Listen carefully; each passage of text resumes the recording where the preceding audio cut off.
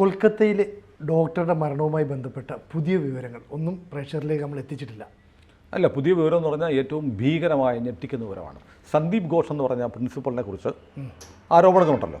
ഇപ്പോൾ ആ കോളേജിലെ മുൻ സൂപ്രണ്ടായിരുന്ന അക്തർ അലി കൽക്കത്ത ഹൈക്കോടതിയിൽ ഒരു കേസ് കൊടുത്തിട്ടുണ്ട്.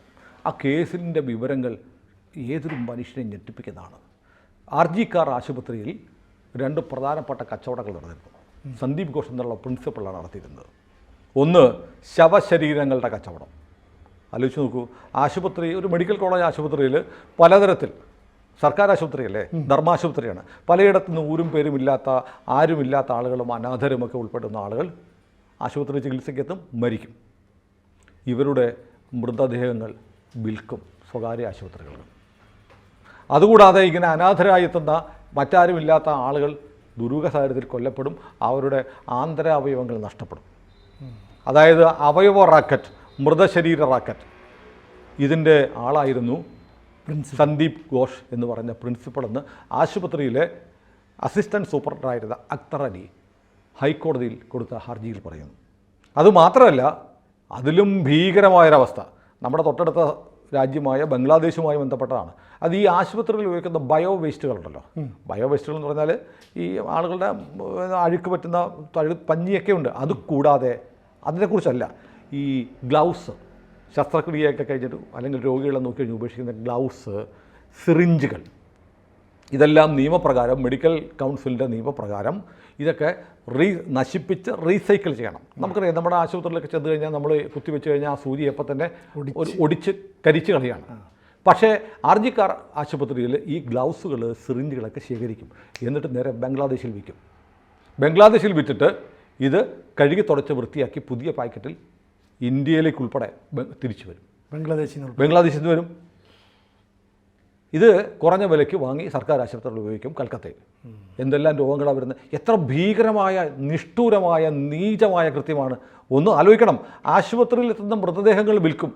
മൃതദേഹങ്ങൾ വിൽക്കും എന്ന് പറഞ്ഞാൽ നമുക്ക് അത്ര പെട്ടെന്ന് അവിശ്വസനീയമായിട്ട് തോന്നും. അങ്ങനെയല്ല. ഈ മൃതദേഹങ്ങൾ മെഡിക്കൽ കോളേജ്, ഈ രാജ്യത്ത് ഇപ്പോൾ മെഡിക്കൽ കോളേജുകളുടെ എണ്ണം ഭയങ്കരമായിട്ട് കൂടിയിട്ടുണ്ട്. കേരളത്തിൽ എത്ര മെഡിക്കൽ കോളേജ് ഉണ്ടെന്ന് സിനിമ അറിയാം, എനിക്കറിയാം. പണ്ട് തിരുവനന്തപുരം, തൃശ്ശൂർ, കോട്ടയം, കോഴിക്കോട് അല്ലേ, ഇത്രയും അറിയാമായിരുന്നു. നമുക്കറിയാമായിരുന്ന മെഡിക്കൽ കോളേജ് 4 എണ്ണമായിരുന്നു. ആലപ്പുഴ ഉൾപ്പെടെ 5 മെഡിക്കൽ കോളേജ്. ഇപ്പോൾ 25 മെഡിക്കൽ കോളേജെങ്കിലും കാണുമെന്ന് എനിക്ക് തോന്നുന്നത്. ചിലപ്പോൾ തെറ്റായിരിക്കും, എന്നാലും 5 മെഡിക്കൽ കോളേജല്ല, ഒരു ജില്ലയ്ക്ക് 2-3 മെഡിക്കൽ കോളേജുകൾ ഇപ്പോൾ ഉണ്ട്. അപ്പോൾ ഈ കാസർഗോഡ് മാത്രമാണ് ഇതിൻ്റെ കുറവുള്ളത്. ബാക്കി എല്ലാ ജില്ലകളിലും ഒന്നിലേറെ മെഡിക്കൽ കോളേജുണ്ട്. ഒരു 20 മെഡിക്കൽ കോളേജെങ്കിലും കാണുമായിരിക്കും. അപ്പോൾ കൃത്യമായി അറിയാവുന്ന ഏതെങ്കിലും പ്രേക്ഷകരുണ്ടോ എന്ന് പറഞ്ഞു തരട്ടെ. എന്നാലും മെഡിക്കൽ കോളേജുകളുടെ എണ്ണം 4 ഇരട്ടി വന്നിട്ടുണ്ട്. ഈ മെഡിക്കൽ കോളേജുകളൊക്കെ കുട്ടികൾക്ക് പഠിക്കാൻ ഡെഡ് ബോഡി വേണം. എവിടുന്ന് കിട്ടും? ആലോചിച്ചിട്ടുണ്ടോ? മെഡിക്കൽ കെടാവറുകൾ വെച്ചിട്ടാണ് കുട്ടികൾ പഠിക്കുന്നത്. കണ്ടിട്ടുണ്ടല്ലോ? കെടാവർ എന്ന് പറഞ്ഞാൽ ഈ പഠിക്കാൻ ഉപയോഗിക്കുന്ന മൃതശരീരങ്ങൾക്കാണ് കെടാവർ എന്ന് പറയുന്നത്. ഈ കെടാവർ കിട്ടുന്നത് എവിടുന്ന? ഒന്നുകിൽ ആളുകൾ മരണശേഷം ശരീരം ദാനം ചെയ്യണം സ്വയം. നമ്മുടെ ബഹുമാനനായ കേരളത്തിൻ്റെ അഡ്വക്കേറ്റ് ജനറൽ, അദ്ദേഹത്തോടുള്ള ആദരവ് എനിക്ക് വ്യക്തിപരമായി അറിയാവുന്ന ആളാണ്. ആദരവ് വീണ്ടും കൂടുകയാണ്. അദ്ദേഹം മരിച്ച ശേഷം അദ്ദേഹത്തിൻ്റെ ശരീരം ദാനം ചെയ്യുകയായിരുന്നു. നവാബ് രാജേന്ദ്രൻ അങ്ങനെ ചെയ്ത ആളാണ്. അങ്ങനെ ദാനം ചെയ്യുന്ന ആളുകളുണ്ട്. അങ്ങനെയുള്ള ബഹുമാന കെ.പി. ദണ്ഡപാണിയെക്കുറിച്ച് ഞാൻ പറഞ്ഞു. Advocate ജനറലായിരുന്ന K P. ദണ്ഡപാണി അദ്ദേഹം ദാനം ചെയ്തു എന്നൊക്കെ പറയുന്നത് പോലെ ദാനം ചെയ്യുന്ന ആളുകളുണ്ട്. പക്ഷേ അതൊക്കെ വർഷത്തിൽ ഒന്നുപോലും ഇല്ല. പിന്നെ ഈ കുട്ടികൾക്ക് കേരളത്തിൽ മാത്രം, കേരളത്തിൽ തന്നെ എടുക്കുക, കേരളത്തിൽ ഒരു 1000 കുട്ടികളെങ്കിലും ഏറ്റവും ചുരുങ്ങിയത് MBBS 1 വർഷം പഠിക്കുന്നുണ്ടാവും. ഇവർക്ക് പഠിക്കാൻ വേണ്ടി മൃതശരീരങ്ങൾ എവിടെ നിന്ന് കിട്ടും?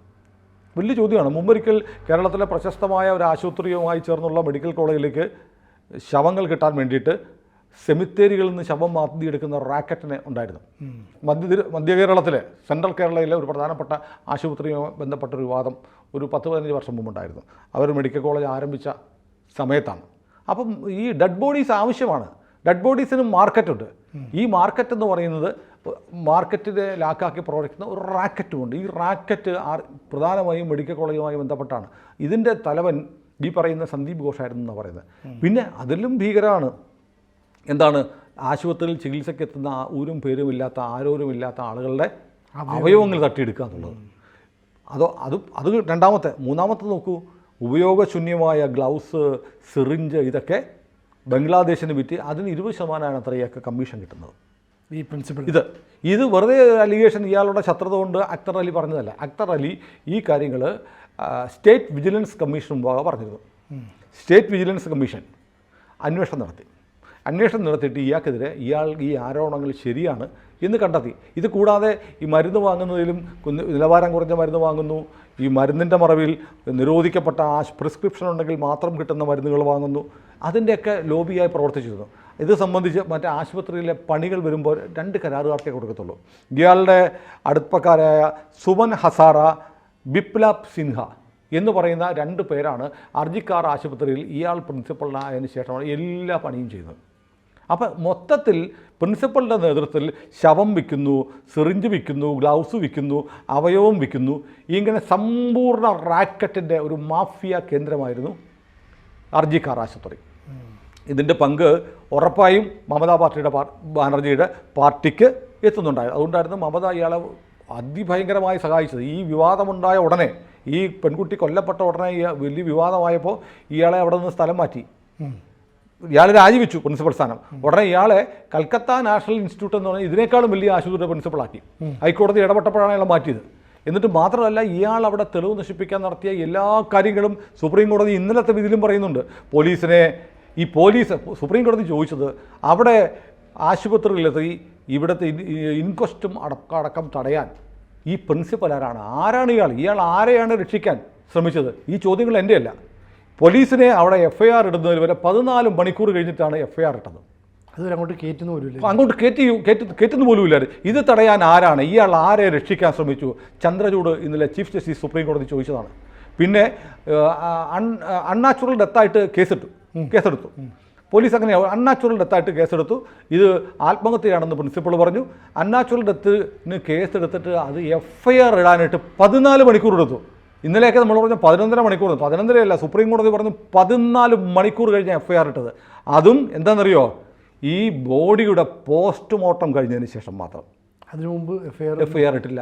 അതിന് ഇന്നലെ കപിൽ സിബൽ എന്ന് പറയുന്ന സുപ്രീം കോടതിയിലെ അഭിഭാഷക അസോസിയേഷൻ്റെ ബഹുമാന്യനായ പ്രസിഡന്റും ഇന്ത്യൻ പ്രതിപക്ഷത്തിൻ്റെ നാവുമായ ജനാധിപത്യത്തിന് വേണ്ടി ഘോരഘോരം വാദിക്കുന്ന കപിൽ സിബൽ എന്ന് പറയുന്ന മഹാനായ അഭിഭാഷകൻ ഇന്നലെ കോടതി പറഞ്ഞതെന്നറിയാം, പെൺകുട്ടിയുടെ മാതാപിതാക്കൾ പരാതി തന്നില്ല, അതുകൊണ്ടാണ് കേസെടുക്കാതിരുന്നത്. ഒരു കൊലപാതകം നടന്നാൽ സ്റ്റേറ്റിന് കേസെടുക്കാൻ ആ കൊല്ലപ്പെട്ട ആളുടെ പേരൻസ് അല്ലെങ്കിൽ ബന്ധുക്കൾ പരാതി കൊടുക്കണോ? അങ്ങനെയാണോ നമ്മുടെ നാട്ടിൽ നിയമം? കോടതി ഇപ്പോൾ പറഞ്ഞു CRPCയുടെയും IPC വരുന്നില്ല, CRPCയുടെ എല്ലാ വ്യവസ്ഥകളും നഗ്നമായി ലംഘിക്കപ്പെട്ടതാണ് ഈ കേസിൽ കാണുന്നത്. ഇതിൽ നിന്ന് പോലീസിന് ഒഴിയാൻ കഴിയില്ല എന്ന് പറഞ്ഞാൽ ആരാ അവിടുത്തെ പോലീസ് മന്ത്രി? മമതാ ബാനർജി. ആരാ അവിടുത്തെ ആരോഗ്യമന്ത്രി? അതും മമതാ ബാനർജി. ആരാ അവിടുത്തെ മുഖ്യമന്ത്രി? അതും മമതാ ബാനർജിയാണ്. അപ്പോൾ കപിൽ സിബൽ ഉടനെ കോടതി പറഞ്ഞു, അയ്യോ ഇതിനെ രാഷ്ട്രീയവൽക്കരിക്കരുതേ. എങ്ങനെയുണ്ട്? രാഷ്ട്രീയം മാത്രമല്ല, ആശുപത്രികൾ, ബംഗാളിലെ ഒരാശുപത്രിയുടെ കഥയാണ്. ഇങ്ങനെ എല്ലാ മെഡിക്കൽ കോളേജും സർക്കാർ ആശുപത്രികളും കേന്ദ്രീകരിച്ച് മമതാ ബാനർജിയുടെ ഗുണ്ടാ സംഘം ശവം വിൽക്കും, അവയവം വിൽക്കും, മരുന്ന് വിൽക്കും, ബയോമെഡിക്കൽ വേസ്റ്റ് വിൽക്കും. ഇങ്ങനെ ഇന്ത്യയുടെ ചരിത്രത്തിൽ കേട്ടുകേഴ്വിയില്ലാത്ത കിരാത ഭരണമാണ് അവിടെ നടക്കുന്നത്. ഞാൻ കഥയിലേക്ക് തിരിച്ചു വരാം. Central vigilance commission Akhtar Ali പരാതി കൊടുത്തു. ഇയാൾ കുറ്റക്കാരുടെ കണ്ടെത്തി. ഒരു നടപടി ഉണ്ടായില്ല. അവസാനം ഈ അക്തർ അലി എന്ന് പറഞ്ഞ സൂപ്രണ്ട് എന്നറിയാമോ? അയാളുടെ ആശുപത്രി, അയാൾ ജോലി ചെയ്യുന്ന ആശുപത്രിയിലെ പ്രിൻസിപ്പൾ കാണിച്ചുകൊണ്ടിരിക്കുന്ന കൊള്ളരുതായ്മകൾക്കെതിരെ ആശുപത്രിയുടെ ജോയിൻറ്റ് സൂപ്രണ്ടാണ് ഇയാൾ. വിജിലൻസ് കമ്മീഷനിൽ പോയി, അനുകൂല വിധിയുണ്ടായി, പ്രിൻസിപ്പളിനൊന്നും പറ്റിയില്ല. അവസാനം സഹി കെട്ടി ഇയാൾ ഈ വിജിലൻസ് കമ്മീഷൻ്റെ ഈ റിപ്പോർട്ട് എടുത്ത് ആരോഗ്യമന്ത്രിക്ക് ഒരു പരാതി അയച്ചു. ആർക്ക് പരാതി അയച്ചു? മുഖ്യമന്ത്രി, ആരോഗ്യമന്ത്രി മമതാ ബാനർജിക്ക്. ആരോഗ്യമന്ത്രി മമതാ ബാനർജിക്കാണ്. ഉടനടി നടപടി ഉണ്ടായി. എന്താണെന്നറിയോ? അക്തർ അലിയെ സ്ഥലം മാറ്റി, വിജിലൻസ് കമ്മീഷനിലെ അംഗങ്ങളെയും സ്ഥലം മാറ്റി. പരാതി കൊടുത്ത ഉടനടി നടപടിയെടുത്തു. അപ്പോൾ ആരാണ് ഇതിൻ്റെ യഥാർത്ഥത്തിൽ ഇതിൻ്റെ പിന്നിലെ പ്രധാന മാഫിയ കിങ് ആരാണ്? മുഖ്യമന്ത്രിയായ മമതാ ബാനർജി. ആർക്കാ സംശയം? ഈ സന്ദീപ് ഘോഷിൻ്റെ വേറെ കഥ നമ്മൾ മുമ്പ് പറഞ്ഞിരുന്നു. സന്ദീപ് ഘോഷിൻ്റെ മുർഷിദാബാദ് ആശുപത്രിയിലേക്ക് സ്ഥലം മാറ്റി. അതെ, നമ്മൾ 1-2 തവണ പറഞ്ഞ ഇതിൽ ഈ വിഷയം സംസാരിച്ച എല്ലാ നമ്മുടെ സംഭാഷണങ്ങളിൽ മുർഷിദാബാദിലേക്ക് സ്ഥലം മാറ്റി. അവിടുത്തെ പ്രിൻസിപ്പൾ ഇങ്ങോട്ട് വന്നു, സന്ദീപ് ഘോഷ് അങ്ങോട്ട് കയറ്റിയില്ല. ആശുപത്രി അങ്ങ് മുറി പൂട്ടി അവിടെ നിന്നു. അപ്പോൾ സാധാരണഗതിയിൽ അങ്ങനെ ചെയ്താൽ നമ്മുടെ കേരളത്തിലെ പോലും അനുഭവം, ഇപ്പോൾ CPM-ൻ്റെ ഒരു ഭീകരവാഴ്ച വാഴ്ച എല്ലാ മേഖലകളിലും ഉണ്ട്. CPM യൂണിയനുകളാണ് എല്ലാം തീരുമാനിക്കുന്നത്. അത്തരം ഒരു വാഴ്ചയുള്ള കേരളത്തിൽ പോലും നടപടി ഉണ്ടാവും. എന്താ സംഭവം? നടപടി ഉണ്ടായി അവിടെ. അതായത് സ്ഥലം മാറ്റം ഉടനെ റദ്ദ് ചെയ്തു, മുർഷിദാബാദിലേക്ക് പോകേണ്ട, സന്ദീപ് ഘോഷ് ഇവിടെ തന്നെ തുടരുക എന്നുള്ളൂ. അപ്പോൾ ആരോഗ്യ വകുപ്പിലെ ഏതോ ഒരു ഉദ്യോഗസ്ഥൻ ജനറൽ ട്രാൻസ്ഫർ വന്നപ്പോൾ ട്രാൻസ്ഫർ ചെയ്തത്. അപ്പോൾ ആ ഉദ്യോഗസ്ഥൻ ഇപ്പോൾ അവിടെ ഉണ്ടോ എന്നറിയില്ല, അയാളെ മാറ്റിക്കാണും. അപ്പോൾ ഇങ്ങനെ ഇത്തരം കാര്യങ്ങളെല്ലാം ചൂണ്ടി, അതായത് സെൻട്രൽ വിജിലൻസ് കമ്മീഷൻ്റെ റിപ്പോർട്ടിൽ നടപടി ഉണ്ടാവാത്തതിനെ തുടർന്ന് സ്റ്റേറ്റ് വിജിലൻസ് കമ്മീഷൻ്റെ റിപ്പോർട്ടിന്മേൽ നടപടി ഉണ്ടാവാത്തതിനെ തുടർന്ന് അതിൻ്റെ കോപ്പി വെച്ച് ആരോഗ്യമന്ത്രിക്ക് ഒരു പരാതി കൊടുത്തപ്പോൾ നടപടി ഉണ്ടായി. ഇയാളെ മാറ്റി, അക്തർ അലിയെ സ്ഥലം മാറ്റി, സെൻട്രൽ വിജിലൻസ് കമ്മീഷനിലെ സ്റ്റേറ്റ് വിജിലൻസ് കമ്മീഷനിലെ അംഗങ്ങളെ സ്ഥലം മാറ്റി. ഇതാണ് ബംഗാളിൽ നടക്കുന്ന ഈ ആശുപത്രി ഒരു മാഫിയ കേന്ദ്രമാണെന്ന് കാണിച്ച് അക്തർ അലി ഹൈക്കോടതിയിൽ കേസ് കൊടുത്തു. കേസ് കൊടുത്തപ്പോൾ ജസ്റ്റിസ് രാജശ്രീ ഭരദ്വാജിൻ്റെ സിംഗിൾ ബെഞ്ചിലാണ് കേസ് വന്നത്. അപ്പോൾ കോടതി അബന്ധം വിട്ടുപോയി. കോടതി ചോദിച്ചു ഇതെന്താ സംഭവിക്കുന്നത് ചോദിച്ചപ്പോഴത്തേക്കുടനെ SIT ബംഗാൾ സർക്കാർ ഒരു സ്പെഷ്യൽ ഇൻവെസ്റ്റിഗേഷൻ ടീം ഉണ്ടാക്കി. ഈ റേപ്പ് കേസ് കഴിഞ്ഞപ്പം, റേപ്പ് മർഡർ കഴിഞ്ഞപ്പം അവർ പറഞ്ഞു ഞങ്ങൾ അന്വേഷണം ആരംഭിച്ചിട്ടുണ്ട്. ആർക്കെതിരെ? സന്ദീപ് ഘോഷിനെതിരെ. അപ്പോൾ കോടതി ഏറ്റവും പുതിയ ഡെവലപ്മെൻറ്റിൽ കോടതി ഇന്നലെ ചോദിച്ചത് നിങ്ങൾ അന്വേഷണം ആരംഭിച്ചിട്ടുണ്ട്, എപ്പോഴാണ്? ഈ പരാതി കിട്ടിയിരിക്കുന്നത് ഈ ബലാത്സംഗം കൊലപാതകം നടക്കുന്നതിന് മുമ്പാണ്. ഓഗസ്റ്റ് 9 മുമ്പാണ് അക്തർ അലിയുടെ പരാതി കിട്ടിയത്. നിങ്ങൾ അനങ്ങിയില്ല. 9-ാം തീയതി ഈ കൊലപാതകം നടന്ന് അത് വലിയ കോളിളക്കം ഉണ്ടായി, രാജ്യം മുഴുവൻ ചർച്ചയായി, രാജ്യം മുഴുവൻ പ്രക്ഷോഭമായപ്പോൾ നിങ്ങൾ ഈ സന്ദീപ് ഘോഷിനെ രക്ഷിക്കാൻ വേണ്ടി നിങ്ങളൊരു അന്വേഷണം തുടങ്ങി. ഇത്രയും കാലം നിങ്ങൾ എവിടെയായിരുന്നു? ഞങ്ങൾ മമതയുടെ വീട്ടിലായിരുന്നു.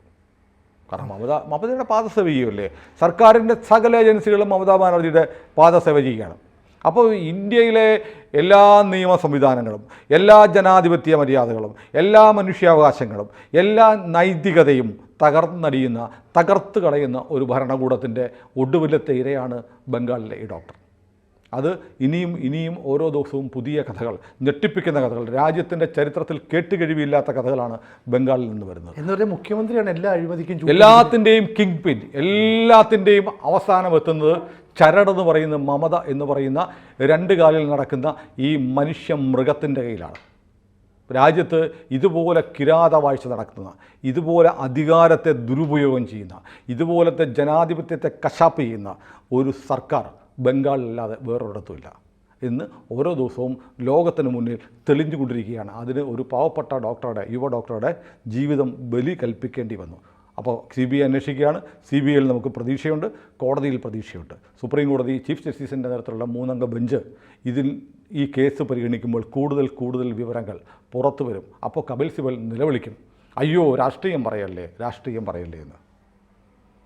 കൂടുതൽ വാർത്തകളും വിശേഷങ്ങളും നിങ്ങളിലേക്ക് എത്താൻ ABC മലയാളം സബ്സ്ക്രൈബ് ചെയ്യുക, ബെൽ ബട്ടണും അമർത്തുക.